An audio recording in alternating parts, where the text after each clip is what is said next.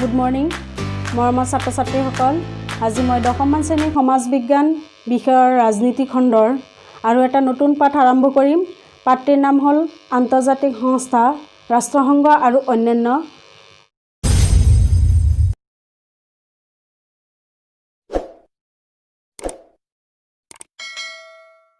ৰাষ্ট্ৰসংঘৰ জন্ম বৃত্তান্ত, ৰাষ্ট্ৰসংঘ কেতিয়া জন্ম হৈছিল, কিয় জন্ম হৈছিল সেই সম্পৰ্কে আলোচনা কৰিম। ছাত্ৰ ছাত্ৰীসকল, প্ৰথম বিশ্বযুদ্ধ হৈছিল 1914 চনত। প্ৰথম বিশ্বযুদ্ধই গোটেই বিশ্বত যি বিভীষিকা ভয়াৱহতা সৃষ্টি কৰিছিল, সেই ভয়াৱহতাৰ প্ৰতি লক্ষ্য ৰাখি গোটেই বিশ্বৰ নেতৃবৃন্দই চিন্তিত হৈ পৰিছিল আৰু বিশ্বত শান্তি স্থাপন কৰি আৰু যুদ্ধক চিৰদিনৰ বাবে বিদায় দিয়াৰ অৰ্থে আন্তৰ্জাতিক সংগঠন জাতিসংঘৰ জন্ম হয়। জাতিসংঘৰ জন্ম 1920 চনৰ 10 জানুৱাৰী তাৰিখে হৈছিল। জাতিসংঘই গোটেই বিশ্বত শান্তি স্থাপন কৰিবৰ কাৰণে বহুত চেষ্টা কৰিছিল, কিন্তু বিফল হৈছিল। জাতিসংঘৰ বিফলতাৰ পিছত 1939 চনত আকৌ দ্বিতীয় বিশ্বযুদ্ধ আৰম্ভ হয়। দ্বিতীয় বিশ্বযুদ্ধৰ ভয়াৱহতা প্ৰথম বিশ্বযুদ্ধতকৈ বেছি হৈছিল আৰু অবৰ্ণনীয় ধ্বংসলীলাৰ সৃষ্টি হৈছিল, যিটো বৰ্ণনা কৰি শেষ কৰিব নোৱাৰি। তেতিয়া আকৌ গোটেই বিশ্বৰ নেতৃবৃন্দই চিন্তা আৰম্ভ কৰিছিল যে আন এটা সংস্থা গঠন কৰিব পাৰি নেকি। সেই মৰ্মে 1945 চনৰ 24 অক্টোবৰ তাৰিখে ৰাষ্ট্ৰসংঘ নামৰ শীৰ্ষক অনুষ্ঠানৰ জন্ম হয়। ৰাষ্ট্ৰসংঘৰ প্ৰথম সন্মিলন ছান ফ্ৰান্সিস্কো চহৰত হৈছিল। ইয়াত মুঠ 51খন ৰাষ্ট্ৰই স্বাক্ষৰ প্ৰদান কৰিছিল, ছাইন কৰিছিল আৰু গোটেই ৰাষ্ট্ৰই চুক্তিবদ্ধ হৈছিল যে বিশ্বত যাতে আৰু যুদ্ধ নহয় আৰু আন্তৰ্জাতিক শান্তি বৰ্তাই ৰাখিব পাৰি। ৰাষ্ট্ৰসংঘ জন্ম হোৱাৰ পিছৰ পৰা আজিলৈকে বিশ্বত শান্তি স্থাপন কৰিবলৈ সক্ষম হৈছে। বৰ্তমান ইয়াৰ সদস্য ৰাষ্ট্ৰ 193খনলৈ বৃদ্ধি হৈছে আৰু প্ৰত্যেকটো ৰাষ্ট্ৰই চুক্তিবদ্ধ সমস্যাসমূহ সহযোগিতামূলকভাৱে মীমাংসা কৰিব পাৰে আৰু অহৰহ চেষ্টা কৰিয়েই আছে। ৰাষ্ট্ৰসংঘৰ মুখ্য কাৰ্যালয় হ'ল আমেৰিকা যুক্তৰাষ্ট্ৰৰ নিউয়ৰ্ক চহৰত। ছাত্ৰ ছাত্ৰীসকল, ৰাষ্ট্ৰসংঘৰ জন্ম বৃত্তান্ত সম্পৰ্কে নিশ্চয় তোমালোকে বুজি পাইছা। এতিয়া ৰাষ্ট্ৰসংঘৰ উদ্দেশ্য সম্পৰ্কে আলোচনা কৰিম। ৰাষ্ট্ৰসংঘৰ উদ্দেশ্য কি উদ্দেশ্যৰ কাৰণে ৰাষ্ট্ৰসংঘৰ জন্ম হৈছিল। ৰাষ্ট্ৰসংঘৰ মুঠ 111টা অনুচ্ছেদ আছিল। তাৰে প্ৰথম অনুচ্ছেদত মুখ্য 4টা উদ্দেশ্যৰ কথা উল্লেখ আছে। প্ৰথম উদ্দেশ্য হ'ল আন্তঃৰাষ্ট্ৰীয় শান্তি আৰু নিৰাপত্তা বজাই ৰখা। প্ৰথম উদ্দেশ্য কি? যে আন্তঃৰাষ্ট্ৰীয় শান্তি, গোটেই বিশ্বতে শান্তি স্থাপন কৰিব লাগিব আৰু নিৰাপত্তা বৰ্তাই ৰাখিব লাগিব। 2 নম্বৰ উদ্দেশ্য সমান অধিকাৰ আৰু আত্মনিয়ন্ত্ৰণৰ ভিত্তিত দেশসমূহৰ মাজত বন্ধুত্বপূৰ্ণ সম্পৰ্ক প্ৰতিষ্ঠা কৰা। সমান অধিকাৰ, বিশ্বৰ প্ৰতিটো ৰাষ্ট্ৰৰে সমান অধিকাৰ আৰু আত্মনিয়ন্ত্ৰণ অৰ্থাৎ যুদ্ধ বিগ্ৰহৰ পৰা প্ৰতিটো ৰাষ্ট্ৰই নিজকে নিয়ন্ত্ৰণ কৰা আৰু প্ৰতিটো ৰাষ্ট্ৰৰ মাজত বন্ধুত্বপূৰ্ণ সম্পৰ্ক প্ৰতিষ্ঠা কৰা। এইটো ৰাষ্ট্ৰসংঘৰ 2 নম্বৰ উদ্দেশ্য। 3 নম্বৰ উদ্দেশ্য হ'ল আন্তঃৰাষ্ট্ৰীয় সহযোগিতাৰ ভিত্তিত অৰ্থনৈতিক, সামাজিক আৰু সাংস্কৃতিক সমস্যাসমূহৰ সমাধান কৰা আৰু প্ৰত্যেকজন ব্যক্তিয়ে যাতে মানৱ অধিকাৰ আৰু মৌলিক অধিকাৰ উপভোগ কৰিব পাৰে তাৰ ব্যৱস্থা কৰা।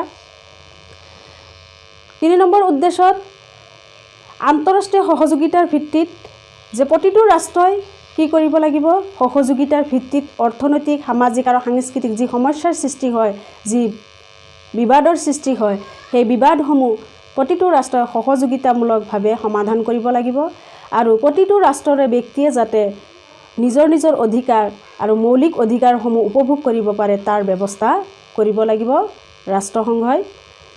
4 নম্বৰ উদ্দেশ্য উল্লেখিত উদ্দেশ্যসমূহ সমাধানৰ বাবে বিভিন্ন দেশৰ মাজত সম্বন্ধ প্ৰতিষ্ঠাৰ কেন্দ্ৰ হিচাপে কাৰ্য সম্পাদন কৰা। ওপৰত উল্লেখ কৰা যি তিনিটা উদ্দেশ্য আছে সেই উদ্দেশ্যসমূহ সমাধানৰ বাবে ৰাষ্ট্ৰসংঘই কেন্দ্ৰ হিচাপে কাৰ্য সম্পাদন কৰি যাব। মৰমৰ ছাত্ৰ ছাত্ৰীসকল, নিশ্চয় তোমালোকে উদ্দেশ্যখিনি বুজি পাইছা। এতিয়া ৰাষ্ট্ৰসংঘৰ নীতিসমূহ আলোচনা কৰিম। ৰাষ্ট্ৰসংঘৰ ইয়াতে 6টা নীতিৰ কথা উল্লেখ কৰিছে। প্ৰথমটো হ'ল সকলো সদস্য ৰাষ্ট্ৰৰ সাৰ্বভৌম নীতিৰ ভিত্তিত ৰাষ্ট্ৰসংঘ প্ৰতিষ্ঠা কৰা। যি বিশ্বৰ সকলো ৰাষ্ট্ৰই নিজৰ সৰ্বোচ্চ নীতিৰ ভিত্তিত ৰাষ্ট্ৰসংঘ প্ৰতিষ্ঠা হ'ব। ইয়াত সকলো ৰাষ্ট্ৰৰে স্বাধীনতা থাকিব। 2 নম্বৰ নীতি হ'ল ৰাষ্ট্ৰসংঘৰ চনদত উল্লেখ কৰা নিয়মাৱলী মানি লৈ সকলো সদস্য ৰাষ্ট্ৰই নিজৰ দায়িত্ব পালন কৰিব লাগিব। ৰাষ্ট্ৰসংঘৰ চনদত যিবিলাক নিয়ম নীতি উল্লেখ কৰা হৈছে সেই নীতিসমূহ সকলো ৰাষ্ট্ৰই মানিব লাগিব। সকলো ৰাষ্ট্ৰ মানিবলৈ চুক্তিবদ্ধ হয় আৰু ইয়াৰ দায়িত্ব পালন কৰিবও লাগিব। 3 নম্বৰ নীতি হ'ল আন্তঃৰাষ্ট্ৰীয় শান্তি, নিৰাপত্তা আৰু ন্যায়ত কোনো আঘাত নোহোৱাকৈ সকলো সদস্য ৰাষ্ট্ৰই সকলো ধৰণৰ বিবাদ শান্তিপূৰ্ণভাৱে মীমাংসা কৰিব লাগিব।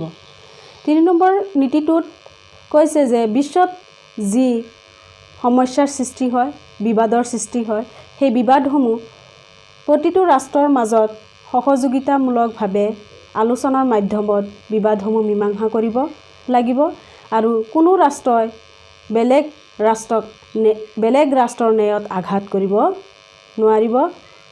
এই বিবাদসমূহ শান্তিপূৰ্ণভাৱে মীমাংসা কৰিব লাগিব। 4 নম্বৰ নীতি হ'ল আন্তৰ্জাতিক সম্পৰ্ক ৰক্ষা কৰাৰ স্বাৰ্থত কোনো সদস্য ৰাষ্ট্ৰ শক্তি প্ৰয়োগ কৰিব নোৱাৰিব। যে আন্তৰ্জাতিক সম্পৰ্ক অৰ্থাৎ এটা ৰাষ্ট্ৰৰ লগত আন এটা ৰাষ্ট্ৰৰ যি সম্পৰ্ক, সেই সম্পৰ্ক ৰক্ষাৰ ক্ষেত্ৰত কোনো ৰাষ্ট্ৰই শক্তি প্ৰয়োগ কৰিব নোৱাৰিব, যুদ্ধ কৰিব নোৱাৰিব, অস্ত্ৰ প্ৰয়োগ কৰিব নোৱাৰিব। 5 নম্বৰ নীতি হ'ল চনদত উল্লেখ কৰা মতে ৰাষ্ট্ৰসংঘই কোনো ব্যৱস্থা গ্ৰহণ কৰিলে সদস্য ৰাষ্ট্ৰসমূহে ৰাষ্ট্ৰসংঘক সহায় কৰিব লাগিব আৰু ৰাষ্ট্ৰসংঘই শাস্তিমূলক ব্যৱস্থা গ্ৰহণ কৰা ৰাষ্ট্ৰক সহায় কৰিব নোৱাৰিব। যদি কোনো ৰাষ্ট্ৰৰ বিৰুদ্ধে ৰাষ্ট্ৰসংঘই শাস্তিমূলক ব্যৱস্থা গ্ৰহণ কৰে তেতিয়া অন্য সদস্য ৰাষ্ট্ৰসমূহে সেই ৰাষ্ট্ৰক সহায় কৰিব নোৱাৰিব। 6 নম্বৰ নীতি হ'ল ৰাষ্ট্ৰসংঘৰ সদস্য ৰাষ্ট্ৰসমূহৰ আভ্যন্তৰীণ বিষয়ত হস্তক্ষেপ নকৰিব। ৰাষ্ট্ৰসংঘৰ যি সদস্য ৰাষ্ট্ৰ আছে সেই সদস্য ৰাষ্ট্ৰসমূহৰ যি আভ্যন্তৰীণ বিষয় আছে সেই বিষয়ত কেতিয়াও হস্তক্ষেপ কৰিব নোৱাৰিব। কোনো ৰাষ্ট্ৰই কোনো ৰাষ্ট্ৰক হস্তক্ষেপ কৰিব নোৱাৰিব। মৰমৰ ছাত্ৰ ছাত্ৰীসকল, নিশ্চয় তোমালোকে আজি এই ভিডিঅ' ক্লাছটোৰ জৰিয়তে যিখিনি মই আলোচনা কৰিছোঁ নিশ্চয় তোমালোকে বুজি পাইছা। এই ভিডিঅ' ক্লাছটোত ৰাষ্ট্ৰসংঘৰ জন্ম বৃত্তান্ত, ৰাষ্ট্ৰসংঘ জন্ম হোৱাৰ আগতে জাতিসংঘ জন্ম হৈছিল, জাতিসংঘৰ বিফলতাৰ পিছত ৰাষ্ট্ৰসংঘ জন্ম হ'ল, ৰাষ্ট্ৰসংঘই বিশ্বত শান্তি স্থাপন কৰিবলৈ সক্ষম হৈছে আৰু ৰাষ্ট্ৰসংঘৰ নীতি উদ্দেশ্য সেইখিনি আলোচনা কৰা হ'ল। নিশ্চয় তোমালোকে বুজি পাইছা আৰু এই যিখিনি মই আলোচনা কৰি সেইখিনিৰ পৰা যদি কোনো প্ৰশ্ন হয় নিশ্চয় তোমালোকে কৰিব পাৰিবা।